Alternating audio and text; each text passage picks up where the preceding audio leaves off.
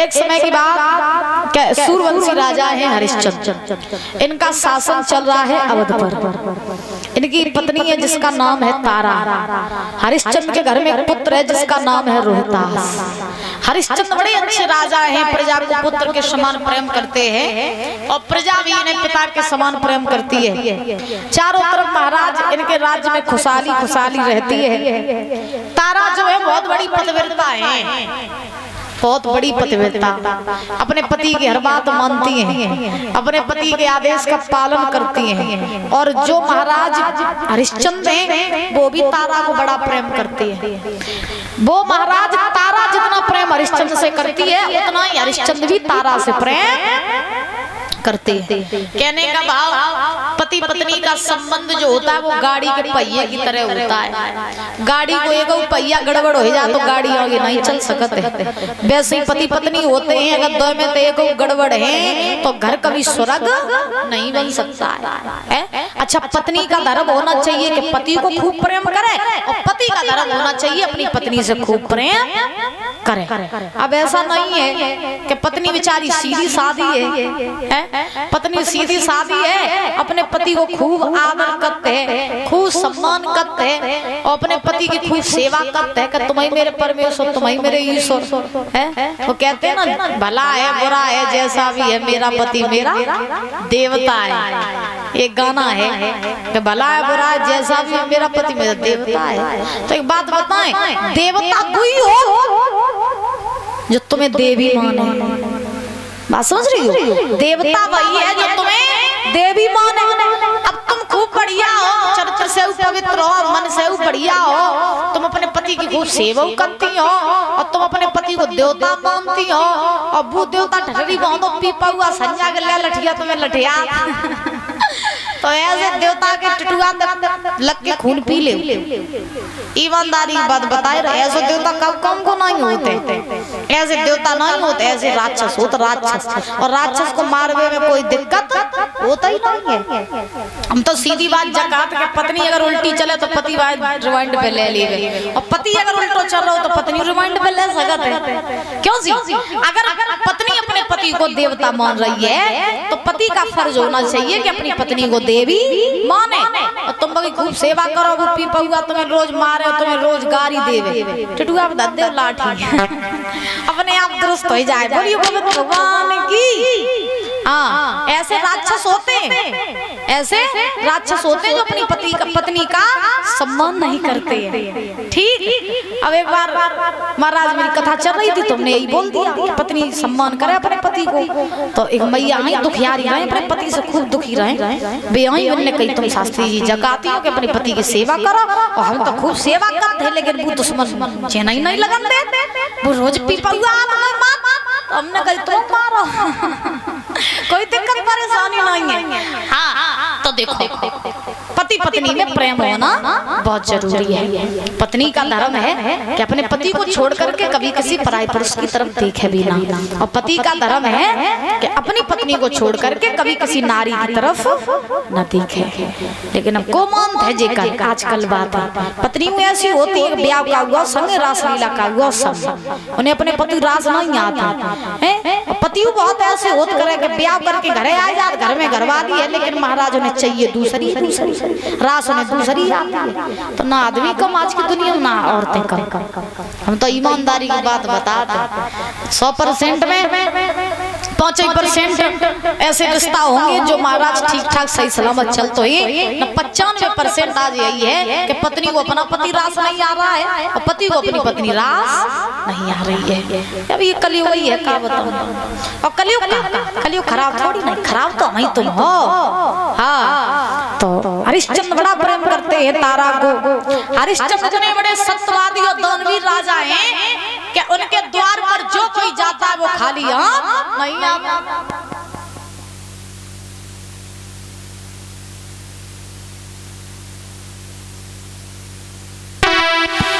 बोली वृंदावन में हरि लाल की। आज महाराज क्या हुआ कि हरिश्चंद्र जो है बड़े दानवीर राजा राजा हैं, इनके द्वार पर जो कोई जाता वो खाली हाथ नहीं आता। एक समय की बात है, विश्वामित्र में और वशिष्ठ जी में बहस छिड़ गई। बहस कैसी छिड़ी? बहस ऐसी छिड़ी कि वशिष्ठ जी ने विश्वामित्र से कहा कि बने चाहे कोई, लेकिन मेरो चेला जो हरिश्चंद्र है, बाकी जैसो राजा न कोई भव न कोई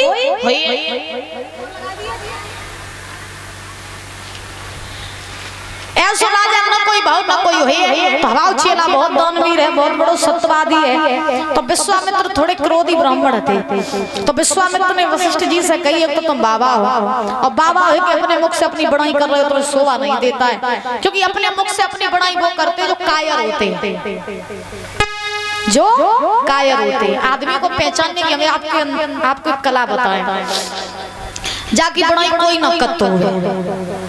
जो आदमी अपने मुख से अपनी आंकत रात हो गए कि हम ऐसो कोई नहीं, तो तुम जा समझियो कि जो कछु नहीं, ये कुछ नहीं। क्योंकि जो आदमी खुद में सक्षम होता है ना, उसे कभी खुद की बड़ाई करने की जरूरत नहीं पड़ती है, क्योंकि ये दुनिया वाले ही हैं उसे बुरा भला बोलने के लिए, अच्छा बोलने के लिए। तो जो आदमी खुद में सक्षम होता है वो कभी भी खुद के मुख से खुद की बड़ाई नहीं करता है। और एक बात बताएं, जो आदमी दूसरे की बुराई करता हो तो समझ लेना कि ये इंसान फालतू है, इसके पास कोई टाइम नहीं है, इसके पास कुछ भी काम नहीं है, इसलिए ये दूसरों की बुराई करने में लगा रहता है। और जिसके पास में हजारों काम होते हैं, जिसे अपने काम से फुर्सत नहीं होती है, उसे कभी भी किसी दूसरे की बुराई करने की जरूरत पड़ती नहीं।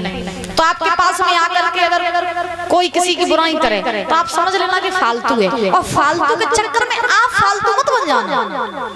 बात समझ रहे हो भाई? उसके पास तो कोई काम काज है ही नहीं, वो तो दूसरों की बुराई करने में लगा है, लेकिन आप उसके चक्कर में फालतू मत बनना।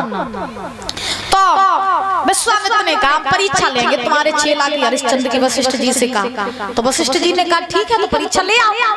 तो विश्वामित्र ने सूकर को रूप बनाओ। परीक्षा जी तुम्हारी बहू सोई, अपनी बहू को जगाओ। तो देखो मैया जी 2-3 दिन तो आराम से नींद ले ले सोई लेती, तो 1 घंटा दिन को सोए में चलो जा। लेकिन खैर कोई बात नहीं, दिना ने बड़ो हो जाता है, तो सोई ले करो, अपनी सरकार है, अपनी बात है। बोलो गोविंद भगवान की।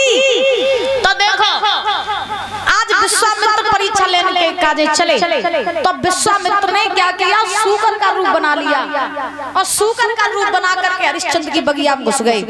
बगिया उजाड़ने लगे, बात का माली आया, माली ने रोका तो सूकर ने माली को घायल कर दिया। माली रोता हुआ भागता हुआ हरिश्चंद्र के पास पहुंचा, जवाब दिया महाराज गजब हो गया। हरिश्चंद्र बोले क्या हुआ? तो माली ने कही महाराज बगिया में एक सूकर आओ है, मैंने सारी बगिया को उजाड़ दो, हमने भाई रोको तो मैंने मुंह घायल कर दो। महाराज मेरे संगे चलो, और सूकर को भगाए दे चले। तो हरिश्चंद्र ने कही माली मेरी बात सुनो, मेरी बात सुनो। अरे सत्या को समय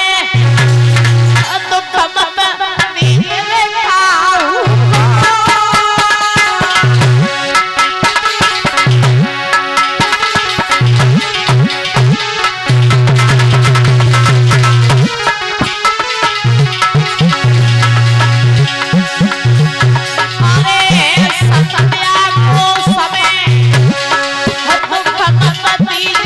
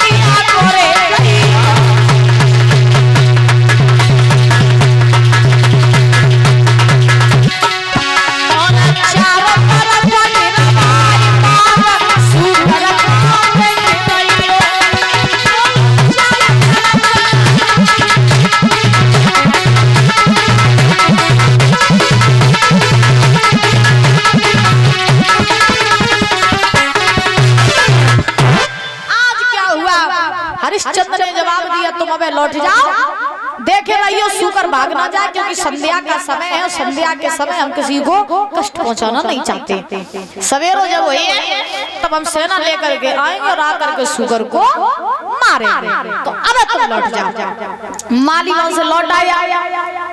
आज बाग में आकर के माली उस सूकर की देखभाल करे रहो कि जो को भाग ना जाए। अब क्या हुआ कि माली सब रात बगी रखवाली करे रहो कि जो सूकर भाग ना जाए। ये सवेरो और ये महाराज का भाव कि सब रात वो माली बगी रखवाली करे रहो। सवेरो जैसे ही भाव सो हरिश्चंद्र ने मंत्री को बुलाओ, और मंत्री को बुलाए कई मंत्री बोले हमारा बोले मैं सब में चलो, बोले बगिया में गाय, बोले सुनो घोड़ा तैयार करवाओ, रथ तैयार करवाओ, सेना तैयार करवाओ, सूकर को मारने जाना।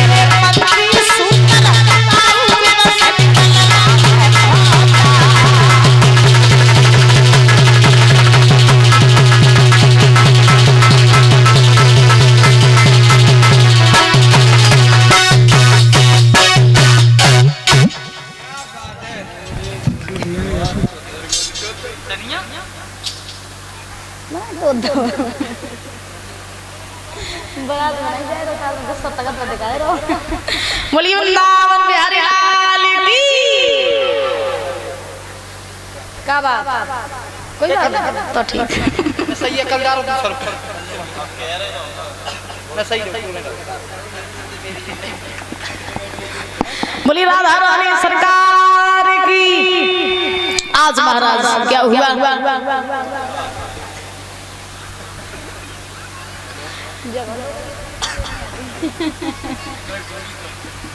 आज हरिश्चंद्र ने रथ तैयार करवाया, घोड़ा तैयार कराई, सेना तैयार करके हरिश्चंद्र जो थे चले हैं बगिया पहुंचे।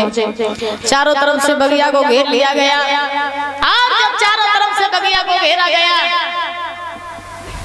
उसी समय आज हुआ ये महाराज सुखदेव भगवान समझा रहे हैं राजन परीक्षित। विश्वामित्र जो है सूकर का रूप बना करके बीच में खड़े हैं बगिया के। हरिश्चंद्र ने बगिया को घेर लिया, सेना से कहा सुनो आज ये सूकर बच के न जाने पाए। बोले ठीक महाराज नहीं जाएगा। बगिया को जैसे घेरा गया, सब सेना के हाथ में तलवार और भाले। विश्वामित्र ने नजर पसार के देखो, विश्वामित्र सोचने लगे आया थे हरिश्चंद्र की परीक्षा लेने मुझे लगा हमारी कम खत्म हो जाता और हिंदे बाजे नहीं तो ही घेर घेर के मार दई जी। सो डर के मारे विश्वामित्र अपनी माया के द्वारा वहां से अंतर ध्यान हो गई। हरिश्चंद्र ने देखा कि सेना भाग गई है। ए मोनू सीधे बैठो। तो महाराज आज क्या हुआ कि हरिश्चंद्र ने देखा कि सूकर भाग गया है। तो हरिश्चंद्र ने सेना से कहा चलो भैया घर लौट चले, सूकर भाग गया है, मुझे नहीं लगता वो वापस लौट के आएगा। सेना घर आई, हरिश्चंद्र घोड़ा पर सवार होकर के चले आदि रास्ता में पहुंचे। और जैसे आदि रास्ता में पहुंचे सो रास्ता में विश्वामित्र बाबा को रूप बनाए के मिली। बाबा को रूप बनाए के मिली है। तो विश्वामित्र ने हरिश्चंद्र को रोको और कही भैया हम तुमसे बात पूछो। बोले क्या पूछो चाहो? तो विश्वामित्र ने कही भैया हमने हरिश्चंद्र के द्वारे तक जाओ चाहो। हमने सुनी कि वे बहुत बड़े दानवीर राजा हैं। हमने सुनी कि उनके द्वारे जो कोई जात है सो खाली आंत नहीं आत। तो उनके घर तक जाओ चाहो। भैया कृपा हो जाता नहीं घर की रत्ता बताए थे। विश्वामित्र ने के सामने हाथ जोड़े। हरिश्चंद्र बोले बाबा आपको वहां जाने की जरूरत नहीं है। बोले क्यों? बोले जिसकी तलाश आप कर रहे हो वो राजा मैं ही हूँ। आप हरिश्चंद्र की तलाश कर रहे हैं ना, मैं ही वो राजा हरिश्चंद्र हूँ जिनकी आप तलाश कर रहे हो। विश्वामित्र बोले तुम नहीं है? बोले हम ही हैं। विश्वामित्र बोले अच्छा हुआ जो तुम यहीं मिल गए हमें, हम तुम्हारे घर आ रहे थे। तो हरिश्चंद्र बोले क्यों आ रहे थे? तो विश्वामित्र ने कहा कि इसलिए कि मेरे घर में मेरी एक बेटी है, मुझे उसके हाथ पीले करने हैं, शादी करनी है। तो मेरे पास में धन नहीं है, कृपा हो जाए तो थोड़ा सा मुझे धन दे दो। हरिश्चंद्र बोले अबे हम बगिया में तो लौट के आए हैं तो धन तो है नहीं, कुंजी और लगाम है। तुम मेरे घर आइयो, तुम्हें जितना धन चाहिए वो तो धन दे दिए। विश्वामित्र बोले तो कुंजी लगाम के द्वारा तो दरवाजा बन ले, संकल्प ले लो, हमारी तुम्हारी बात फाइनल हो जाए। और जब हमारी तुम्हारी बात फाइनल हो तो तुम्हारे घर जब आए तो ज्यादा नहीं तुम 60 बार सोना दे दियो। कितना? 60 बार। कितने का? कितने का? कहा तुमने कही? एक पति हमें लगा डिप्रेशन में चले गए तो टूटी हो बोली वृंदावन बिहारी लाल की। हरिश्चंद्र ने विश्वामित्र से कहा कि तुम मेरे घर आना, हम तुम्हें धन दे देंगे। तो विश्वामित्र ने कहा कुंजी लगाम के द्वारा दरवाजा भर लो, संकल्प ले लो, हमारी तुम्हारी बात फाइनल हो जाएगी। तुम्हारे घर 60 बार सोना मुझे दे देना। तो हरिश्चंद्र नहीं चाल समझ पाए। हरिश्चंद्र ने कहा ठीक है हम तुम्हें 60 बार सोना देंगे। कुंजी लगाम के द्वारा दरवाजा भरा। हरिश्चंद्र दरवाजा भर के लौटने लगे। अब इधर विश्वामित्र जो रहे वे पहुंचिए अवध में, हरिश्चंद्र की सभा में पहुंचे जाएगी। हरिश्चंद्र की राजगद्दी पे बैठिए जा विश्वामित्र। हरिश्चंद्र पहुंचे सभा में और महाराज देखो कि विश्वामित्र हरिश्चंद्र तो पहले पहुंचिए और पहुंचे लेकिन राजगद्दी पे जाके बैठिए। हरिश्चंद्र सोचन के अजीब ही बाबा है, पीछे ही पर आइयो, हम आए नहीं पाए, हमने पहले पहुंची है ये बाबा जी। और पहुंचे में राजगद्दी पर बैठिए। तो हरिश्चंद्र ने उनते कुछ नहीं कही। विश्वामित्र खजांची को बुलाया तो खजाने की रखवाली कर रहा था। अब महाराज खजांची को बुलाया और कहा खजांची चले जाओ, खजाने में से 60 बार सोना निकालना और बाबा जी को दे दिया। हरिश्चंद्र बोले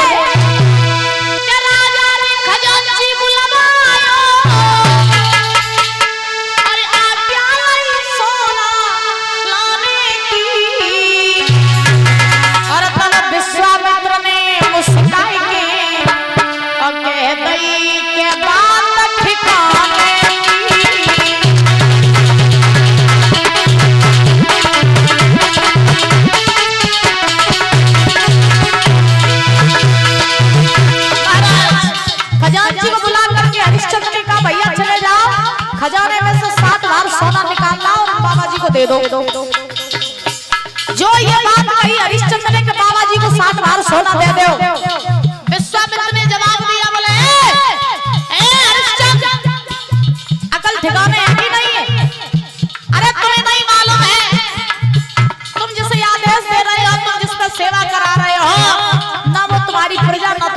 राजा।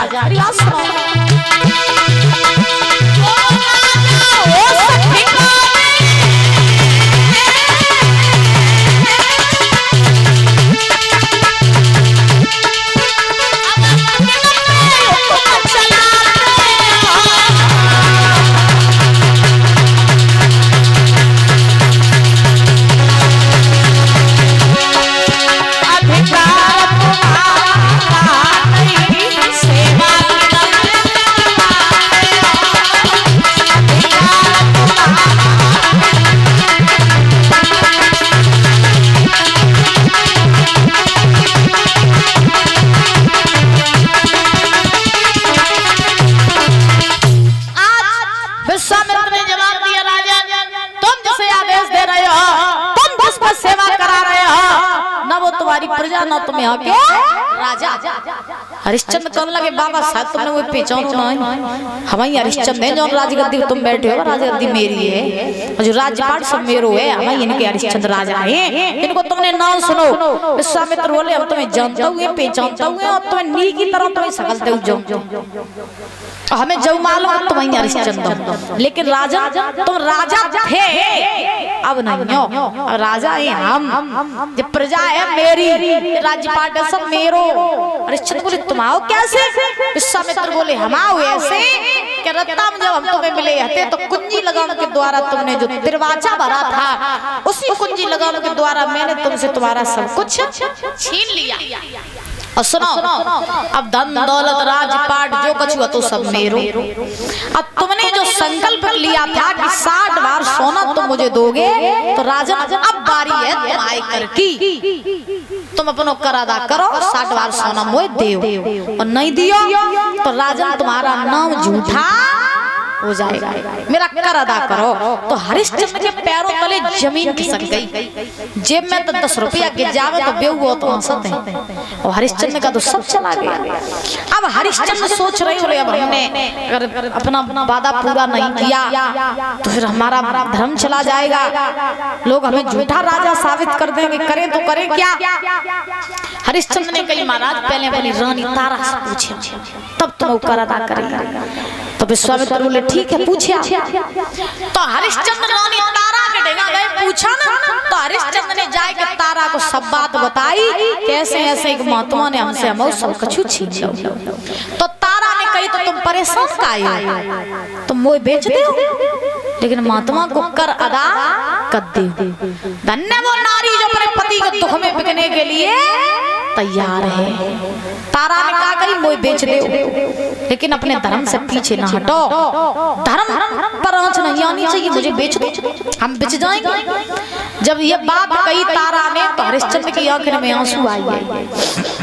हरिश्चंद्र ने कई बार, रानी तारा, नारियां तो मैंने बहुत देखी, लेकिन जो अपने पति के दुख में बिकने को तैयार हो जाए, ऐसी नारी मैंने जिंदगी में पहली बार देखी। आजकल बिचती नहीं, बेच देती, हाँ मत्ती नहीं मार देती।